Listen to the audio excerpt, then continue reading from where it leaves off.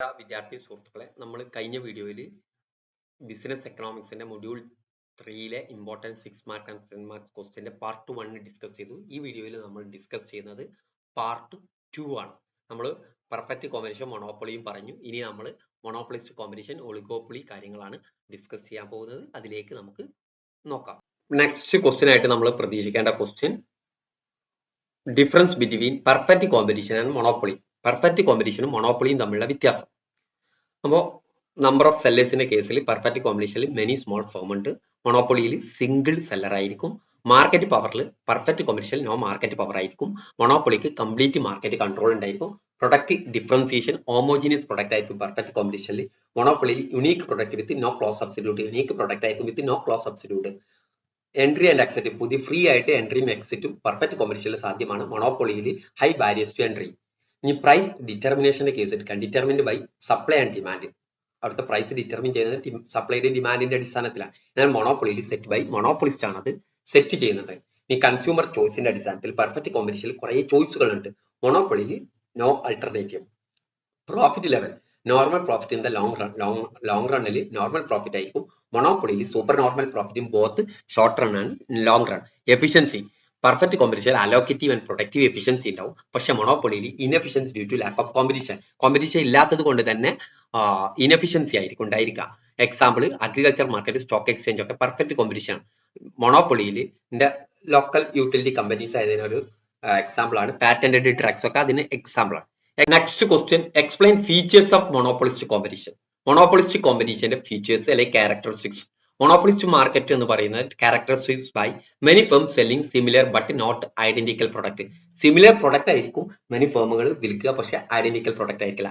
ഇത് combine element of both perfect competition monopoly. Perfect കോമ്പറ്റീഷന് മൊണോപ്പൊളിയുടെയും എലമെന്റുകൾ കമ്പൈൻ ചെയ്തതാണ് മൊണോപ്പൊളിസ്റ്റ് കോമ്പറ്റീഷൻ. ഇവിടുത്തെ ഒന്നാമത്തെ പ്രത്യേകത ലാർജ് നമ്പർ ഓഫ് സെല്ലേഴ്സ് അവിടെ ഉണ്ടായിരിക്കും. No single firm can control entire market. ഒരു സിംഗിൾ ഫേമിന് കൺട്രോൾ ചെയ്യാൻ കഴിയില്ല.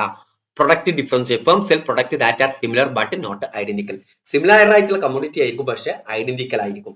ഓക്കെ, അത് ഡിഫറൻഷിയേറ്റ് ചെയ്യുന്ന ബ്രാൻഡ് നെയിം, അതിന്റെ ക്വാളിറ്റി, പാക്കേജ്. ഒരു സോപ്പ് എടുക്കുക, സോപ്പ് എന്ന് പറയുന്നത് മൊണോപ്പൊളിസ്റ്റ് കോമ്പറ്റീഷൻ ആയിട്ട് അത് സിമിലർ കമ്മോഡിറ്റിയാണ്, പക്ഷെ നോട്ട് ഐഡന്റിക്കൽ. എല്ലാം ഒരുപോലെ അല്ലല്ലോ. Consume develop brand preference allowing firms to have some price setting power. Free entry and exit, പുതിയ ഫേമിന് എൻട്രി ചെയ്യാനും പുതിയ ഫേമിന് എക്സിറ്റ് ചെയ്യാനും നിലവിലുള്ള ഫേമിന് എക്സിറ്റ് ചെയ്യാനുള്ള കണ്ടീഷൻ അവിടെ ഉണ്ട്. In short term firm can earn super normal profit മാത്രമേ ഏൺ ചെയ്യുന്നത്. But in the long run new firm enter increasing competition reducing profit to a normal level. Super normal profit ആണ് long റണ്ണിൽ പുതിയ firm enter ചെയ്യും, അങ്ങനെ profit reduce ചെയ്ത് normal പ്രോഫിറ്റിലേക്ക് എത്തും. Some control over price unlike perfect firm in a monopolist competition some degree of price power due to product differentiation ഉള്ളത് കൊണ്ട് തന്നെ ഫേമുകൾക്ക് ഒരു ചെറിയൊരു കൺട്രോൾ ഉണ്ടായിരിക്കും പ്രൈസിൽ സെറ്റ് ചെയ്യുന്നിടത്ത്. എന്ന് പറഞ്ഞാൽ ഇപ്പൊ സോപ്പ് എടുക്കുകയാണെങ്കിൽ, സോപ്പിന്റെ കേസിൽ എടുക്കുകയാണെങ്കിൽ ഫേമിന് ഒരു പ്രൈസ് ഡിറ്റർമിൻ ചെയ്യാൻ കഴിയും. പക്ഷെ വലിയൊരു ഫേം പ്രൈസ് ഇട്ട് കഴിഞ്ഞാൽ ആളുകൾ മറ്റൊരു സോപ്പിലേക്ക് പോകും. ഓക്കെ, അതിന് പ്രധാന കാരണം presence of close substitute. Downward sloping demand curve downward sloping ആയിരിക്കും. നോൺ പ്രൈസ് കോമ്പറ്റീഷൻ ആയിരിക്കും ഉണ്ടാവുക. പ്രൈസ് അല്ലാത്ത advertising, branding, customer service, promotion, packaging ഇതുപോലുള്ള രീതിയിലായിരിക്കും. ഷോർട്ട് റണ്ണിലും ലോങ് റണ്ണിലും ഇക്വിലിബ്രിയം. ഷോർട്ട് റണ്ണിൽ ഫേം സൂപ്പർ നോർമൽ പ്രോഫിറ്റിലായിരിക്കും അല്ലെങ്കിൽ incur losses.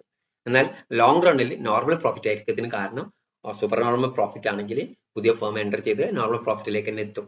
Lakh of perfect knowledge. മാർക്കറ്റിനെ കുറിച്ച് പെർഫെക്റ്റ് നോളജ് അവൈലബിൾ ആയിരിക്കില്ല. ഓരോ ഫേമും ഓരോ രീതിയിലായിരിക്കും. ഒരു അഡ്വർടൈസ്മെന്റ്, ബ്രാൻഡ് റെപ്യൂട്ടേഷൻ, ഈ പാസ്റ്റ് എക്സ്പീരിയൻസ് ഒക്കെ കാരണം. ഓക്കെ, ഇനി next question price and output determination under monopolist competition. ഇവിടെ ആദ്യം തന്നെ പറയാണ്, നമ്മൾ പെർഫെക്റ്റ് കോമ്പറ്റീഷൻ, മൊണോപ്പൊളിസ്റ്റ് കോമ്പറ്റീഷൻ ഇതൊക്കെ പറയുമ്പോൾ ഇവിടുത്തെ പ്രൈസ് ആൻഡ് ഔട്ട്പുട്ട് ഡിറ്റർമിൻ ചെയ്യുമ്പോൾ ചിലപ്പോൾ ഷോർട്ട് റണ്ണ് മാത്രമായി ചോദിക്കാം, ചിലപ്പോൾ ലോങ് റണ്ണ് മാത്രമായി ചോദിക്കാം, ചിലപ്പോൾ രണ്ടും ചോദിക്കാം, ചിലപ്പോൾ ക്യാരക്ടറിസ്റ്റിക്സും ഷോർട്ട് റണ്ണിലെ ഇക്വിലിബ്രിയം അങ്ങനെയൊക്കെ ചോദിക്കാനുള്ള സാധ്യത. ഇക്വിലിബ്രിയവും ചോദിക്കാം. പ്രൈസ് ആൻഡ് ഔട്ട്പുട്ട് ഡിറ്റർമിനേഷൻ പകരം ഇക്വിലിബ്രിയം ആയിട്ട് ചോദിക്കാം. Short run equilibrium under monopolistic competition. In the short run of firm in monopolistically competitive market can experience supernormal profit. Supernormal profit ആണ് അവർ എക്സ്പീരിയൻസ് ചെയ്യുക. നോർമൽ പ്രോഫിറ്റ് ആയിരിക്കും or loss depending on the market condition. Market കണ്ടീഷന്റെ അടിസ്ഥാനത്തിൽ possibility of super normal profit under perfect competition. Perfect കോമ്പറ്റീഷനിൽ super normal പ്രോഫിറ്റിനുള്ള possibility ആണ് പറയുന്നത്. നമ്മൾ പറഞ്ഞു പെർഫെക്റ്റ് കോമ്പറ്റീഷനിൽ ARഉം MRഉം നെഗറ്റീവ്ലി സ്ലോപ്പിംഗ് ആയിരിക്കും. ഇക്വിലിബ്രിയം പോയിന്റ് എന്ന് പറയുന്നത് ഏതായിരിക്കും? M C equal to M R. അപ്പൊ ബി എന്നുള്ള പോയിന്റിലായിരിക്കും ഫേം ഇക്വിലിബ്രിയത്തിലെത്തുക. ഫേം ഇക്വിലിബ്രിയത്തെ ബി എന്നുള്ള പോയിന്റിലായിരിക്കും. അപ്പോൾ ഇക്വിലിബ്രിയം ഔട്ട്പുട്ട് എന്ന് പറയുന്നത് ക്യൂ ആയിരിക്കും. അങ്ങനെയുള്ള സമയത്ത് എ ആർ എം ആറിനെ കാട്ടി കൂടുതലാണ്. സോ ഈ ലെവലിൽ എന്തായിരിക്കും പ്രൈസ് ഡിറ്റർമിൻ ചെയ്യുക ഈ ലെവലിലായിരിക്കും. ഫേമിന്റെ ആവറേജ് കോസ്റ്റ് ബിക്ക് സമാനമാണ്. ഈ ലെവലിലാണ് കോസ്റ്റ് വരുന്നത്. ഓക്കെ, ഈ അതിനേക്കാളും എന്ത് ചെയ്യുന്നുണ്ട്, ആവറേജ് റവന്യൂ എസിനെക്കാട്ടിൽ കൂടുതലാണ്. അപ്പൊ ഈ ഷെയ്ഡ് ചെയ്ത ഏരിയ ആയിരിക്കും എന്ത് ഫേമിന്റെ സൂപ്പർ നോർമൽ പ്രോഫിറ്റ്. ഓക്കെ, ഇങ്ങനെയാണ് സൂപ്പർ നോർമൽ പ്രോഫിറ്റ് ഏൺ ചെയ്യുക. സൂപ്പർ നോർമൽ പ്രോഫിറ്റ് ഏൺ ചെയ്യാൻ കാരണം എന്താണ്, എ സി എയറിനെക്കാട്ടിലും കുറവായത് കൊണ്ടാണ് സൂപ്പർ നോർമൽ പ്രോഫിറ്റ് ഏൺ ചെയ്യുന്നത്. ഇനി possibility of normal profit or ലോസിനും നോർമൽ പ്രോഫിറ്റിനുള്ള പോസിബിലിറ്റിയാണ് നമ്മൾ പറയുന്നത്. ഇനി നോർമൽ പ്രോഫിറ്റ് കണ്ടീഷൻ എന്ന് പറയുന്നത് ഈ കണ്ടീഷൻ എടുക്കുക. ഈ കണ്ടീഷനിൽ വളരെ കൃത്യമായിട്ട് ശ്രദ്ധിക്കുക. ഇതാണ് ഇക്വിലിബ്രിയം പോയിന്റ്, എം സിയും എം ആർ ഈക്വൽ ആവുന്ന ഈ ലെവലിലാണ് ഔട്ട്പുട്ട് ഡിറ്റർമിൻ ചെയ്യുക. ഈ ലെവലിൽ ഉള്ള പ്രൈസ് ആണ് നമ്മൾ ഡിറ്റർമിൻ ചെയ്യുക. അപ്പോൾ ഇതാണ് ഇക്വിലിബ്രിയം പ്രൈസ് എന്ന് പറയുന്നത്. അതിനോട് സമാനമായിട്ട് എ ആറും എ സി ഈക്വൽ ആണ്. അപ്പൊ ഫേം എന്തായിരിക്കും, നോർമൽ പ്രോഫിറ്റ് ആയിരിക്കും. അപ്പൊ ഇത് നമ്മൾ മനസ്സിലാക്കി വെക്കേണ്ടത്, എ ആർ എ സിനെക്കാട്ടി കൂടുതൽ എ ആർ ഉണ്ടെങ്കിൽ സൂപ്പർ എ സിനെക്കാട്ടി കൂടുതൽ എ ആർ ഉണ്ടെങ്കിൽ സൂപ്പർ നോർമൽ പ്രോഫിറ്റ് ആയിരിക്കും. എ സിയും എ ആറും ഈക്വൽ ആണെങ്കിൽ നോർമൽ പ്രോഫിറ്റ് ആയിരിക്കും. ഓക്കെ, ഇനി നമ്മൾ ഇവിടെ പോസിബിലിറ്റി ഓഫ് ലോസിനുള്ള പോസിബിലിറ്റി എന്ന് പറയുന്നത് ഇവിടെ നോക്കാം. ഇക്വിലിബ്രിയം ലെവൽ എന്ന് പറയുന്നത് ഇ എന്നുള്ള എം ആറും എം സി ഈക്വൽ ആവുന്ന പോയിന്റ്. അങ്ങനെ ആ ലെവലിനോട് ഈക്വൽ ആയിട്ടുള്ള എ ആറിലെ ഈ ലെവലിലാണ് റവന്യൂ കിട്ടുന്നത്. പക്ഷേ ആവറേജ് കോസ്റ്റ്, ഒരു കമ്മോഡിറ്റിയിൽ നിന്ന് കിട്ടുന്ന ആവറേജ് റവന്യൂവിനെ കാട്ടി കൂടുതലാണ് അതിന്റെ ആവറേജ് കോസ്റ്റ്. സോ എ എന്ന് പറയുന്നതാണ് ആവറേജ് കോസ്റ്റ്. അപ്പൊ ഇത്ര കോസ്റ്റ് വരുന്നുണ്ട്, പക്ഷെ റവന്യൂ ഇത്ര വരുന്നുള്ളൂ. അപ്പൊ ഈ ഷെയ്ഡ് ചെയ്ത ഏരിയ ആണ് എന്ത്, ലോസ്. ഫേം ഏൺ ചെയ്യുന്ന ലോസ് ഏൺ ചെയ്യുന്നത് ആ ഷെയ്ഡ് ചെയ്തിട്ടുള്ള ഏരിയ ആണ്. ഓക്കെ, ഈ രീതിയിലാണ് ഷെയ്ഡഡ് ഏരിയ ആണ്. ഇനി ലോങ് റണ്ണിൽ നോക്കാം. ലോങ് റണ്ണിൽ പുതിയ ഫേം എൻട്രി ചെയ്തത് കൊണ്ട് തന്നെ firm super normal profit earn ചെയ്യില്ല, നോർമൽ പ്രോഫിറ്റ് ആയിരിക്കും ഫേം ഏൺ ചെയ്യുക. Long run equilibrium under monopolist competition. Monopolist reach equilibrium where they earn only normal profit. This happen due to free entry and exit. പുതിയ firm entry ചെയ്യും. Downward sloping ആയിരിക്കും demand curve, price curve, A R curve. അപ്പോൾ M സിയും M ആറും ഇതാണ് equilibrium point, ഇതാണ് equilibrium output. അതിനോട് സമാനമായിട്ടുള്ള എ ആറിലെ ഈ P1 ലെവലിലായിരിക്കും പ്രൈസ് ഉണ്ടായിരിക്കുക. അപ്പൊ ഇതാണ് ഇക്വിലിബ്രിയം പ്രൈസ് എന്ന് പറയുന്നത്. ഓക്കെ, ഇക്വിലിബ്രിയത്തിലെ പ്രൈസ്. അപ്പൊ ഈ ലെവലിൽ അതിനോട് സമമായിട്ട് തന്നെയാണ് എ സിയും വരുന്നത്. So firm earn only normal profit. A സിയും എ ആറും ഈക്വൽ ആയതുകൊണ്ട് തന്നെ firm earn only normal profit. ഈ ഗ്രാഫ് വരക്കാൻ ഇതിൽ നിങ്ങൾ മനസ്സിലാക്കി വെക്കേണ്ട ഒന്നാണ്. ഇനി അടുത്ത difference between monopoly and monopolist competition. Monopolist കോമ്പറ്റീഷനും മൊണോപ്പൊളിയും തമ്മിലുള്ള ഡിഫറൻസ്. മൊണോപ്പൊളിയിൽ സിംഗിൾ സെല്ലർ ആയിരിക്കും, മൊണോപ്പൊളിസ്റ്റിൽ മെനി സെല്ലേഴ്സ് ഉണ്ടായിരിക്കും. Market power, complete control over പ്രൈസിൽ മൊണോപ്പൊളിയിൽ ഉണ്ടായിരിക്കും, പക്ഷേ മൊണോപ്പൊളിസ്റ്റിൽ സം കൺട്രോൾ ഓവർ പ്രൈസ് ആയിരിക്കും. Product differentiation, unique product with no substitute ആയിരിക്കും മൊണോപ്പൊളിയിൽ. എന്നാൽ ക്വാളിറ്റിയിലും ബ്രാൻഡിങ്ങിലും ഡിസൈനിലൊക്കെ ഡിഫറൻഷിയേറ്റഡ് പ്രൊഡക്റ്റ് ആയിരിക്കും monopolist competition. Entry and exit, high barriers to entry. പുതിയ ഫേമിന് എൻട്രി ചെയ്യാൻ കഴിയില്ല. എന്നാൽ മൊണോപ്പൊളിസ്റ്റിക് കോമ്പറ്റീഷനിൽ ഫ്രീ എൻട്രി ആൻഡ് എക്സിറ്റ് ആയിരിക്കും. Price control, their price maker ആയിരിക്കും ആര്, മൊണോപ്പൊളി. എന്നാൽ മൊണോപ്പൊളിസ്റ്റിക് കോമ്പറ്റീഷനിൽ ചെറിയ കൺട്രോൾ ഉണ്ടായിരിക്കും. Advertising not necessary as no competition. Competition ഇല്ലാത്തതുകൊണ്ട് അഡ്വർടൈസിംഗിന്റെ ആവശ്യമില്ല. ഹെവി അഡ്വർടൈസ്മെന്റ് ആയിരിക്കും monopolist competition. Consumer choice limited ആയിരിക്കും, നോ ആൾട്ടർനേറ്റീവ് ആയിരിക്കും മൊണോപ്പൊളിയിൽ. വൈഡ് വെറൈറ്റി ചോയ്സ് ഉണ്ടായിരിക്കും monopolist competition. Profit in long run, super normal profit ആയിരിക്കും മൊണോപ്പൊളിയിൽ. മൊണോപ്പൊളിസ്റ്റ് കോമ്പറ്റീഷൻ ഉള്ളി നോർമൽ പ്രോഫിറ്റ് ആയിരിക്കും. Railway, electricity providers, patent tracks ഒക്കെ മൊണോപ്പൊളിക്ക് ഉദാഹരണമാണെങ്കിൽ monopolist competition clothing brands, restaurant, cosmetics ഇതൊക്കെ മൊണോപ്പൊളിസ്റ്റ് കോമ്പറ്റീഷൻ ഉദാഹരണമാണ്. Comparison between monopolist competition, perfect competition. Perfect കോമ്പറ്റീഷനും മൊണോപ്പൊളിസ്റ്റിക് കോമ്പറ്റീഷനും തമ്മിലുള്ള കമ്പാരിസൺ, രണ്ടിലും മെനി സെല്ലേഴ്സ് ആയിരിക്കും. പ്രൊഡക്റ്റ് ആർ ഡിഫറൻഷിയേറ്റ് ആയിരിക്കും മൊണോപ്പൊളിസ്റ്റ് കോമ്പറ്റീഷനിൽ. Perfect competition product are homogeneous, ഒരേപോലത്തെ കമ്മോഡിറ്റി ആയിരിക്കും. മാർക്കറ്റിൽ firms have some control over price, ചെറിയ കൺട്രോൾ ഉണ്ടായിരിക്കുള്ളൂ മാർക്കറ്റ് പവറിൽ മൊണോപ്പൊളിസ്റ്റിക് ഇതിൽ. എന്നാൽ പെർഫെക്റ്റ് കോമ്പറ്റീഷനിൽ ഒരു കൺട്രോൾ ഉണ്ടായിരിക്കില്ല, പ്രൈസ് ടേക്കേഴ്സ് ആയിരിക്കും. എൻട്രി ആൻഡ് എക്സിറ്റ്, ലോങ് റണ്ണിൽ ഫ്രീ എൻട്രി ആൻഡ് എക്സിറ്റ് ആയിരിക്കും മൊണോപ്പൊളിസ്റ്റ് കോമ്പറ്റീഷനിൽ. Perfect competition life firm entry and exit ആയിരിക്കും. Pricing strategy firm set their own price within limit. ഒരു ലിമിറ്റ് ഉണ്ടാവും, ആ ലിമിറ്റിൽ പ്രൈസ് സെറ്റ് ചെയ്യും. എന്നാൽ perfect competition price determined market ഫോഴ്സിന്റെ അടിസ്ഥാനത്തിലാണ് പ്രൈസ് ഡിറ്റർമിൻ. അഡ്വർടൈസിങ് ഹെവി അഡ്വർടൈസ്മെന്റും ബ്രാൻഡിംഗും ആയിരിക്കും monopolist competition. No need for advertising ആണ് പെർഫെക്റ്റ് കോമ്പറ്റീഷനിൽ. കൺസ്യൂമറിന് ഹെവി വെറൈറ്റി ചോയ്സ് ഉണ്ടായിരിക്കും ഏതില്, മോണോപ്പൊളിസ്റ്റ് കോമ്പറ്റീഷനിൽ. പെർഫെക്റ്റ് കോമ്പറ്റീഷനിൽ only normal profit due to competition. Example clothing brand, restaurant, cosmetics ആയിരിക്കും മോണോപ്പൊളിസ്റ്റ് കോമ്പറ്റീഷനിൽ. അഗ്രികൾച്ചർ മാർക്കറ്റ്, സ്റ്റോക്ക് എക്സ്ചേഞ്ച് ഒക്കെ ആയിരിക്കും പെർഫെക്റ്റ് കോമ്പറ്റീഷനിലെ example. Explain features of oligopoly. Oligopoly എന്ന് പറയുന്നത് only few large firm ആണ് ഉണ്ടായിരിക്കുക. അതിലൊരു dominate the industry. These firms R ഇന്റർഡിപെൻഡന്റ്. ഇവർ തമ്മിലൊരു ഇന്റർഡിപെൻഡന്റ്. ഇപ്പോൾ നമ്മളെ മൊബൈൽ സിം, അവർ തമ്മിലൊരു ഇന്റർഡിപെൻഡന്റ് ഉണ്ട്. ഒരു സിം പ്രൈസ് കൂട്ടൽ അതിന്റെ കൂടെ ബാക്കിയുള്ളവർ കൂട്ടും. അങ്ങനത്തെ ആ ഒരു ഫ്യൂ ലാർജ് ഫേം ആണ് അവിടെ ഉണ്ടാവുക.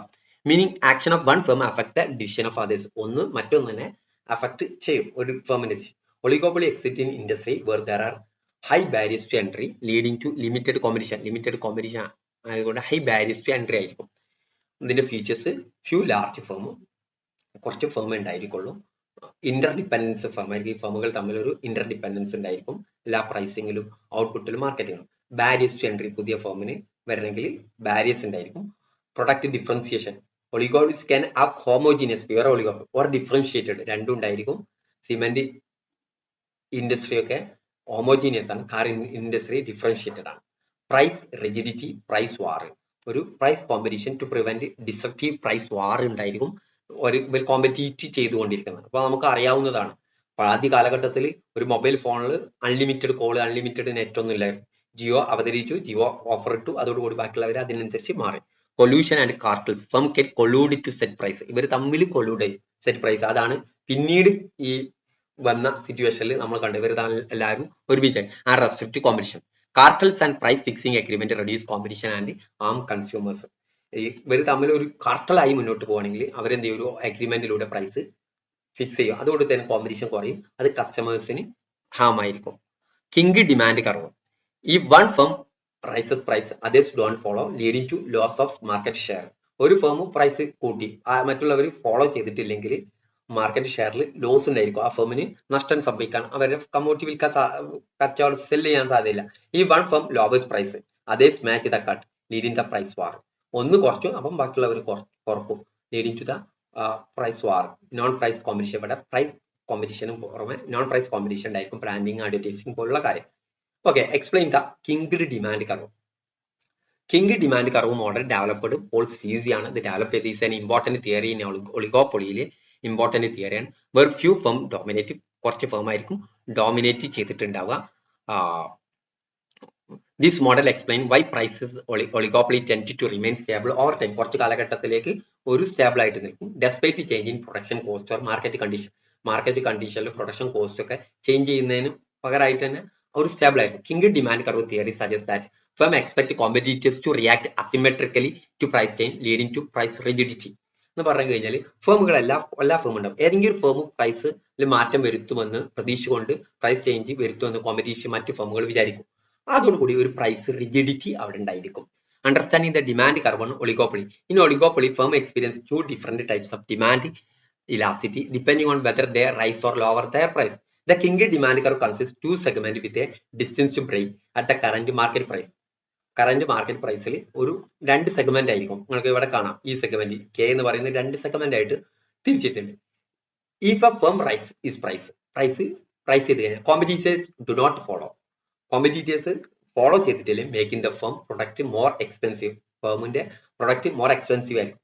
And causing a sharp drop in demand നല്ല ഒരു കുറവ് വരും. This makes demand curve highly elastic, flat above the കിങ്ങിന് മുകളിൽ ഫ്ലാറ്റ് ആയിരിക്കും.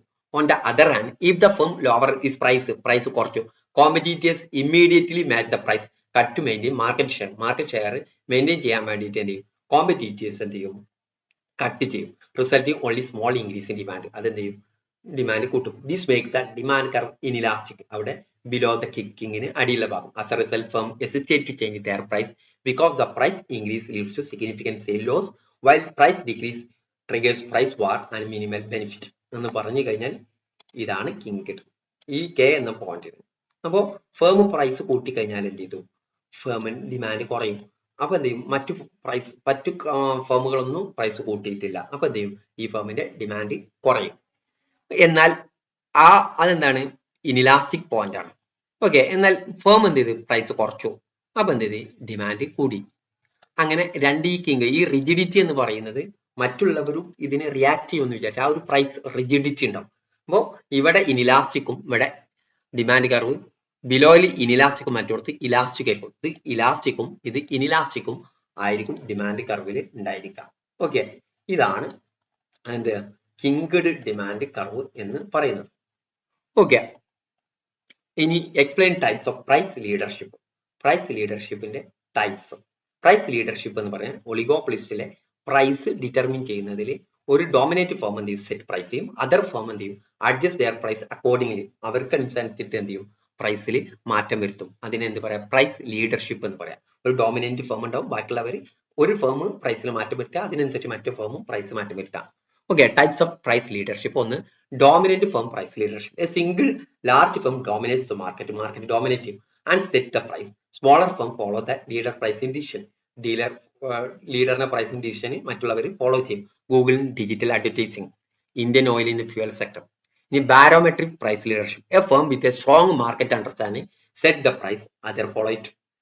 മറ്റേ ലാർജ് ഫേം ആണ്, ഇവിടെ സ്ട്രോങ് മാർക്കറ്റ് അണ്ടർസ്റ്റാൻഡിംഗ് ഉള്ള ഒരു ഫേം എന്ത് ചെയ്യും, പ്രൈസ് ഡിറ്റർമിൻ ചെയ്യും, അത് ഫോളോ ചെയ്യും. The leader may not be largest firm, leader largest firm ആവണമെന്നില്ല, but is considered the most knowledge about a market trend, market ട്രെൻഡിനെ കുറിച്ച് മോസ്റ്റ് നോളജ് ഉള്ള ഫേം ആയിരിക്കും. A well informed airline company adjusting the ticket price before others follow, മറ്റുള്ളവർ follow ചെയ്യുന്നതിന് മുമ്പ് ഒരു well informed airline company എന്ത് ചെയ്യും, അഡ്ജസ്റ്റ് പ്രൈസ് മാറ്റം വരുത്തുക, അത് മറ്റു ഫേമും അതിനനുസരിച്ച് കൊളൂഡ് ചെയ്യും, പ്രൈസ് മാറ്റും.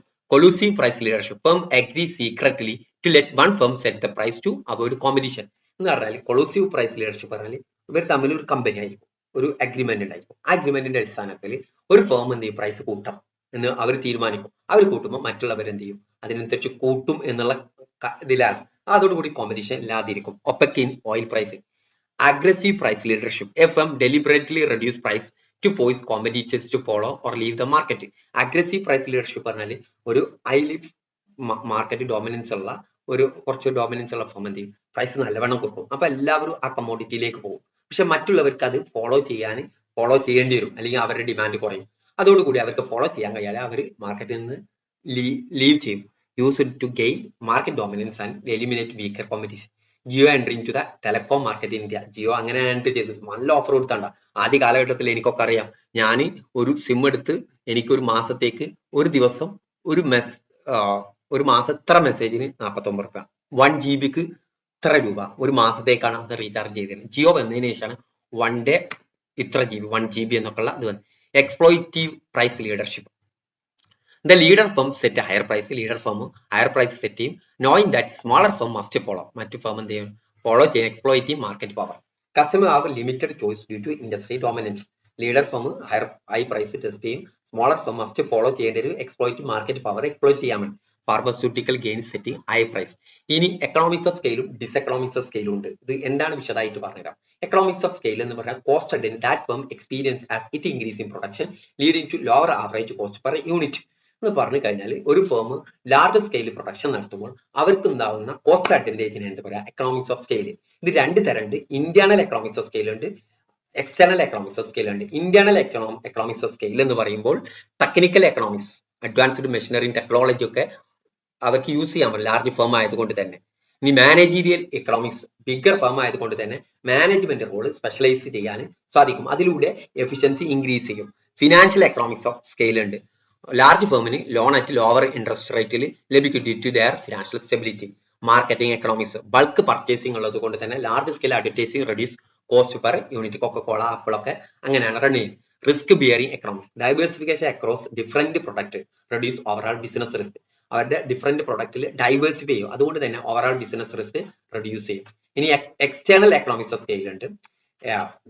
എക്കണോമിക് കോൺസെൻട്രേറ്റ് ചെയ്യും, ഒരു സെയിം ഏരിയയിൽ തന്നെ ലാർജ് ഫേം ആയിട്ട് വരാൻ കഴിയുന്നത് കൊണ്ട് തന്നെ അവർക്ക് അവിടുത്തെ ഇൻഫ്രാസ്ട്രക്ചർ, സപ്ലൈ, റിസോഴ്സിലൊക്കെ അഡ്വാൻറ്റേജ് ഉണ്ടായിരിക്കും. Economics of information, research institute ഉണ്ടായിരിക്കും. യൂണിവേഴ്സിറ്റീസ് ഫേം ആവും ഷെയർ നോളജ് ആൻഡ് ഇന്നോവേഷൻ, അത് പ്രത്യേകിച്ച് ഫാർമസ്യൂട്ടിക്കൽ കമ്പനിക്ക്. എക്കണോമിക്സ് ഓഫ് സ്പെഷ്യലൈസേഷൻ ഇതിലുണ്ടായിരിക്കും. അതുകൊണ്ട് തന്നെ growth in industry leads to skill workforce ഉണ്ടായിരിക്കും, reducing training cost.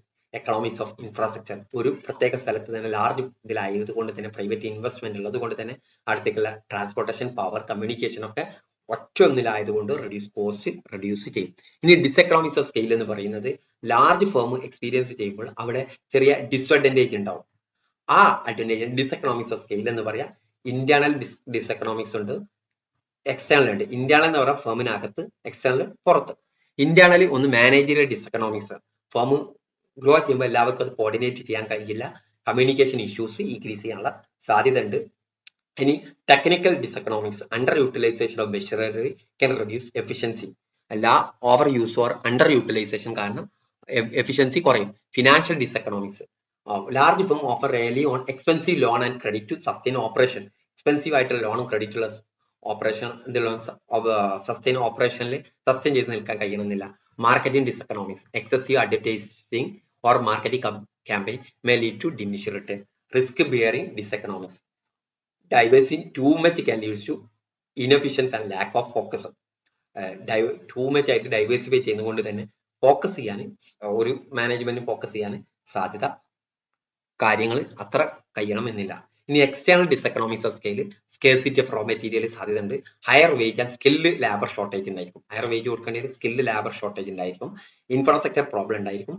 Increased pollution, environmental cost, pollution കൂടും, എൻവറോൺമെന്റൽ കോസ്റ്റ് കൂടും, ഗവൺമെന്റ് റെഗുലേഷൻ ആൻഡ് ടാക്സസ്, ഇങ്ങനെയുള്ള കാര്യങ്ങളൊക്കെ ഇതിനെ അഫക്ട് ചെയ്യും. ഇത്ര കാര്യങ്ങളാണ് ഇതുമായി ബന്ധപ്പെട്ട് പറയാനുള്ളത്. Okay, thank you.